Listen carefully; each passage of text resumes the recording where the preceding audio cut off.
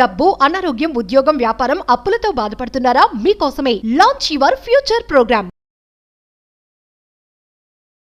Hello viewers, welcome back to our channel. ప్రస్తుతం మనతో పాటు ఉన్నారు analyst and TEDx speaker doctor Nandi Rameshwararao గారు. నమస్తే సార్. నమస్తే అమ్మా. సార్, రేపు మరి నిర్మలా సీతారామన్ గారు 8వ బడ్జెట్ని ప్రవేశపెట్టబోతున్నారు.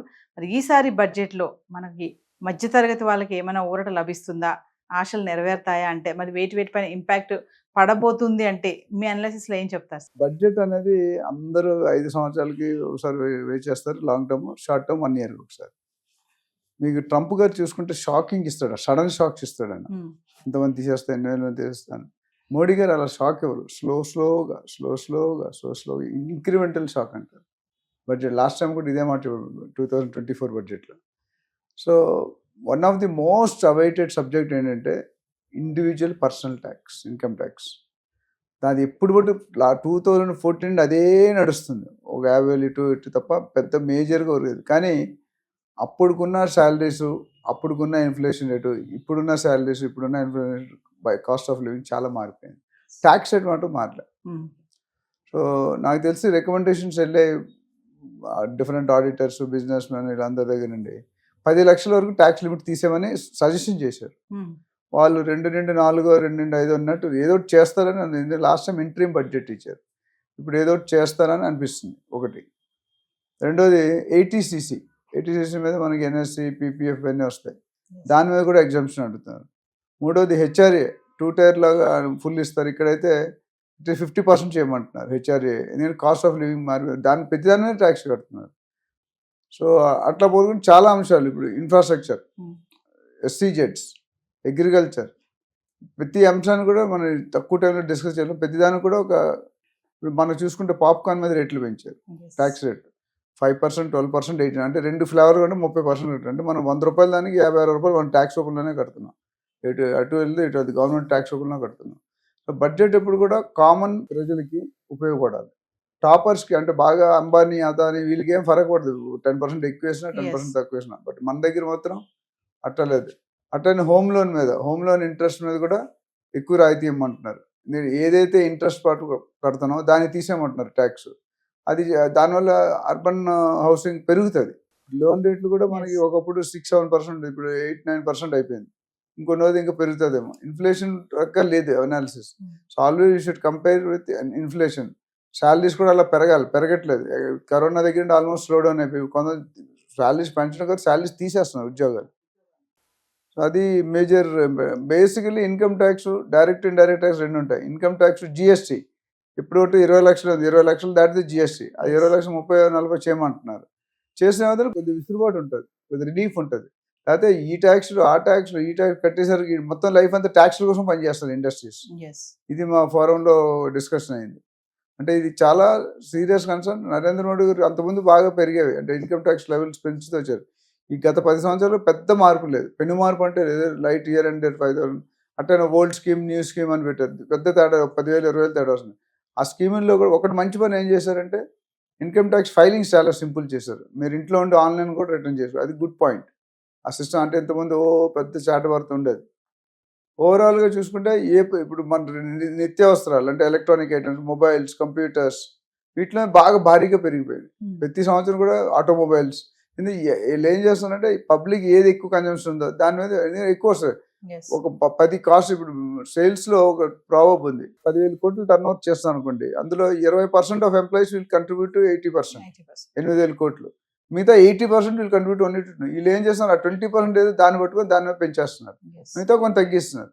సో ఓవరాల్ గా ఎన్ఆర్ఐస్కి నామ్స్ వేరు ఉన్నాయి, ఇక్కడ వాళ్ళకి నామ్స్ వేరు ఉన్నాయి, ఇండస్ట్రీకి నామ్స్ వేరు ఉన్నాయి, అట్లా ఇండివిజువల్కి నామ్స్ ఉన్నాయి, జిఎస్టీ వేరుంది, టీడీఎస్ వేరుంది. అట్లా చూసుకుంటే రకరకాల అన్ని కూడా సెంట్రల్ గవర్నమెంట్. ఇప్పుడు మనకి అమెరికాకి, మన ప్రపంచంలో అమెరికా అయితే బిగ్ బాస్ ఎట్లనో మనం చెప్పాను. అమెరికాలో తుమ్మితే ఇక్కడ తుమ్ముతారు, అమెరికాలో తగ్గితే ఇక్కడ తగ్గుతారు. ఇక్కడ ఇండియాకి సెంట్రల్ గవర్నమెంటే కదా మొత్తం ఉన్న 29-30 రాష్ట్రాలకి వాళ్ళు ఏది చెప్తే దాన్ని ఫాలో అవ్వాలి. మన సొంతంగా తీసుకోవడం లేదు. అండ్ ఒకటే ఇన్ఫ్రాస్ట్రక్చర్ మంచి వాల్యూ ఇస్తున్నారు. డిజిటలైజేషన్ మీరు చూసుకుంటే నరేంద్ర మోడీ రాగానే మనం మానిటైజేషన్ పెట్టారు. దాని తర్వాత ఈ బ్లాక్ మనీ అంతా చేసి వైట్ చేస్తున్నారు. ఆయన సీఎంగా అయినప్పుడు నాకు తెలిసి 5-10% యూపీఐ ఉండేది. ఈరోజు 80% యూపీఐ. నేను మొన్న ఎక్కడో ఎయిర్పోర్ట్ నుండి వస్తుంటే వైజాగ్ నుండి అవి సీన్ కూల్ డ్రింక్ తాగుతాం, మన కోకోనట్ తాగుతాం వెళ్తే వరుసగా 4 షాపులు ఉన్నాయి. కోకోనట్స్, వెజిటేబుల్స్, ఫ్రూట్స్, ఇక ఫుడ్, అన్నిటికీ ఒక కామన్ ఫ్యాక్టర్ ఉంది. ఏం తెలుసా? అందరూ యూపీఐ స్కానర్ పెట్టుకున్నారు. 10 రూపాయలు కొన్నా 20 రూపాయలు, అంటే ఏ లెవెల్కి వెళ్ళి అడుక్కునేవాడు కూడా స్కానర్ ఉంది. సార్ ఒక 10 రూపాయలు వేయండి సార్ ఇచ్చి, మనం ఏమైనా జనరల్ చేంజ్ లేదంటాం, పర్లేదు సార్ నా దగ్గర ఉంది మీరు మొబైల్ చేయండి అంటే అది బాగా ఇంపాక్ట్. ఇండియాలో వరల్డ్ లెవెల్లోనే మనకి చాలా పెద్ద పేరు. And one way it is correct, reducing the unorganised transaction. Hawala market అని ఉండేది అంతకుముందు, లక్షలు ట్రాన్స్ఫర్ ఎవరికి తెలిసేది, కొరియర్లో వెళ్ళేవి. ఇప్పుడు అవన్నీ కూడా చాలా వరకు కంట్రోల్ చేస్తారు. That's a good sign. ఎందుకంటే ట్యాక్స్ ఎగ్గొట్టే వాళ్ళకి ఇబ్బంది, ట్యాక్స్ కట్టేవాడికి ఇబ్బంది లేదు. ఎవరైతే ఎగ్గొడతారో వాడికి ఇవన్నీ కష్టాలు అనిపిస్తే గవర్నమెంట్ దించాలని పోయింది. ఒకసారి ఉల్లిపాయల గురించి గవర్నమెంట్ పడిపోయింది, తెలుసా మీకు? ఉల్లిపాయల రేట్లు 100 రూపాయలు 150 రూపీస్ కేజీ అయింది, పడిపోయింది. సో ఓవరాల్గా ఈ 4-5 heading main: housing, urban housing, home లోను, ఇన్ఫ్రాస్ట్రక్చరు, ఇన్కమ్ ట్యాక్స్. వీటి మీద ఇప్పుడు గోల్డ్ మీద కూడా మనకి రేట్లు పెరుగుతున్నాయి. మీరే చెప్పారు, మన ఒకప్పుడు 50-60 వేలు ఉండేది కరోనా టైంలో. తర్వాత మనం లాస్ట్ టైం చేసినట్టు 82,500 అయింది. తర్వాత ఇప్పుడు 84,000 అయింది. అట్లానే సిల్వర్ రేట్ కూడా పెరుగుతుంది. ఇంకోటి అంటే సిల్వర్ కన్జంప్షన్, ఇప్పుడు ఇన్వెస్ట్మెంట్కి సిల్వర్ కూడా చేరిపోయింది. అంతకుముందు gold, real estate, stock market. ఇప్పుడు ఇన్వెస్ట్మెంట్లో గోల్డ్తో పాటు ఇది కూడా. ఎందుకంటే గోల్డ్ కంటే ఎక్కువ పెరుగుతుంది సిల్వర్. ఎందుకు పెరుగుతుంది? ఈవీ వెహికల్స్ వస్తున్నాయి, ఎలక్ట్రికల్ వెహికల్స్, దాంట్లో సిల్వర్ కన్జంప్షన్ ఎక్కువ ఉంటుంది. ఆ కన్జంప్షన్లో కొని పెట్టుకుంటే అది కూడా అసెట్టే. ఇప్పుడు ఒకప్పుడు గోల్డ్ 10 గ్రాములు, సిల్వర్ 1 కేజీ రేట్ ఎప్పుడు తక్కువ ఉండేది. ఇప్పుడు చూసుకుంటే గోల్డ్ మించిపోయింది. సో ఫ్యూచర్లో తక్కువ ఇన్వెస్ట్మెంట్ ఎక్కువ, ఇది 1 lakh ఉంటుందా 1,20,000 అవుతుంది ఎవరికి తెలియదు. డెఫినెట్గా పెరుగుతుంది. డిమాండ్ సప్లై గ్యాప్ బట్టి రేట్లు. జియో పొలిటికల్ కండిషన్స్, ఈ వార్స్ అయినప్పుడు ఇవన్నీ కూడా వ్యత్యాసం పడుతుంది. ఇప్పుడు యుక్రెయిన్, రష్యా, ఇజ్రాయెల్ ఇవన్నీ ఉన్నాయి, ఇరాన్, ఇరాక్, ఇవన్నీ. ఆ గొడవలు అయినప్పుడు ఏంటంటే వాళ్ళకి ఇన్కమ్ జనరేషన్ ఉండదు. అప్పుడు ఏం చేస్తారు? ఉన్న నిధుల్ని రిలీజ్ చేస్తారు, సెంట్రల్ రిజర్వ్స్ ఉంటాయి. సో నేను లాస్ట్ టైం చెప్పాను, India is highest one of the, I think 22,000 tons ఎంతో మనమే కన్జ్యూమ్ చేస్తాం. అండ్ దానివల్ల ఏమవుతుందంటే ఇప్పుడు లేటెస్ట్గా బ్యాంక్ ఆఫ్ ఇంగ్లాండ్ అని, మన ఇండిపెండెన్స్ తర్వాత బ్యాంక్ ఆఫ్ ఇంగ్లాండ్ అని ఉంది. ఆ బ్యాంక్ ఆఫ్ ఇంగ్లాండ్లో మన గోల్డ్ అంతా అక్కడ స్టోర్ అవుతుంది. ఈ అన్సర్టనిటీ, ఇప్పుడు బాగా ట్రంప్ వచ్చాక అన్సర్టనిటీ అయిపోయింది.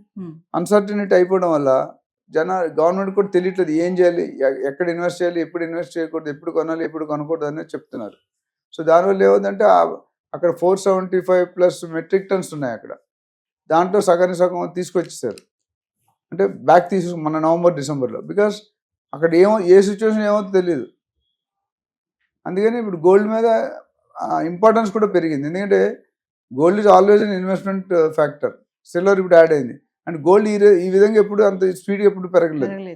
పెరిగేది కానీ డెఫినెట్గా మనం అనుకున్న స్టాక్ మార్కెట్లో కొలాప్సింగ్ ఎక్కువ ఉంటుంది, గోల్డ్ మార్కెట్లో తక్కువ ఉంటుంది, రియల్ ఎస్టేట్లో అసలు రిస్క్ లెస్ అంటాం. ఇప్పుడు ఆ గోల్డ్ ఎప్పుడైతే స్టాక్ మార్కెట్ పడిపోతుందో గోల్డ్ మార్కెట్ పెరుగుతుంది, ఎప్పుడైతే గోల్డ్ మార్కెట్ పెరుగుతుందో రియల్ ఎస్టేట్ తగ్గుతుంది. సో ఈ మూడు కూడా కొరిలేటెడ్, అంటే ఒకదాని కూడా ఇంటర్నల్ లింక్. తీగలాగితే డొంక కదిలినట్టు ఒకదాని ఒకటి ఇంట్లో స్విచ్ చేస్తే ఒకటిలో లైట్ వెళ్తుంది అని చెప్తారు. అది ఇక్కడ తగ్గితే ఇక్కడ నొక్కితే ఇక్కడ మీటర్ పెరుగుతుంది, అక్కడితే ఇక్కడ తగ్గుతుంది. సో ఓవరాల్గా గోల్డ్ కొనుక్కొని, డబ్బులుంటే కొనుక్కొని ఉంచుకోవడం మంచిది. It's a better option. ఎందుకంటే ఈజీలీ రీకాషబుల్, అంటే మనకు ఎప్పుడైనా ఎమర్జెన్సీ కావాలనుకుంటే. ఇంకోటి ఏంటంటే బిస్కెట్ కొనుక్కుంటారు చాలామంది, బిస్కెట్ మీద లోన్ రాదు, అది తెలుసుకోవాలి. నాకు తెలిసినందుకు బిస్కెట్ మీద లోన్ ఇవ్వరు, కానీ ఆర్నమెంట్స్ మీద లోన్ ఇస్తారు. కానీ ఆర్నమెంట్స్లో ప్రాబ్లం అంటే 25-30% వేస్టేజ్, ట్యాక్సేషన్ అన్నీ పోతాయి. So they have own advantage. ఇండియాలో ఎస్పెషల్లీ లేడీస్ గోల్డ్ లేకుండా బయటకు వెళ్ళరు. కనీసం ఒక 5 తులాలు 10 తులాలు ఒంటి మీద ఉండాలి, గాజులు, చెవులు ఇవన్నీ కలిపి. సో ఓవరాల్గా చూసుకుంటే గోల్డ్ అనేది ప్రాముఖ్యత పెంచుకుంటుంది. ఆ సెంట్రల్ రిజర్వ్స్ ఎప్పుడైతే యుద్ధాలు అవుతున్న కంట్రీస్ అన్ని రిలీజ్ చేస్తున్నారో రేట్ పడిపోతుంది. అది డిమాండ్ ఎక్కువగానే రేట్ తగ్గుతుంది, రేట్ పెరుగుతుంది. సప్లై ఎక్కువైనప్పుడు రేట్ తగ్గుతుంది, డిమాండ్ ఎక్కువైనప్పుడు రేట్ పెరుగుతుంది. Thank you.